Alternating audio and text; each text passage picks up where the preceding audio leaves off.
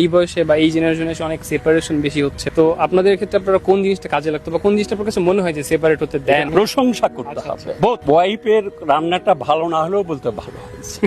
Separation is not the solution. আর একজনকে বিয়ে করবো সেটা আরো খারাপ হতে পারে। আমি রোজা রাখি, সেহরি খাই, তাই না? শেষটাতে উঠে আমি খাবারটা গরম করি, করে টেবিলে রেখে আমি আমার ওয়াইফকে ডাকি ঘুম থেকে যে তুমি উঠো, সময় শেষ হচ্ছে, খাও। আমার এক্সপেকটেশন যদিও যে সে উঠে গরম করে আমার খাওয়াবে, কিন্তু সেটা হচ্ছে না। বাট এটা নিয়ে আই হ্যাভ নো কমপ্লেন। আমি বরঞ্চ তাকে ডেকে খাওয়াই দিচ্ছি, সে রোজাটা রাখতে পারলো। It is called sacrifice, it is called love. অতএব আমি আমার বউ চা করে নিয়ে এসে দেবে, আমি খাবো, এবং ও না করলে আমি ওকে একটা ধমক দিব, নো ও করতে পারছে না বা ও ব্যস্ত আছে বাচ্চা নিয়ে, আমি নিজে বানিয়ে ওকে এক কাপ দিলাম, আমি এক কাপ খাবো। ইফতারি রেডি করবো, টেবিলে সাজাবো, সে হয়তো আসেনি বা সে ওই সব ধারে না, আমি ঠিক মতো সাজিয়ে শরবত বানিয়ে তাকে ডাকলাম যে আসো আমরা একসাথে।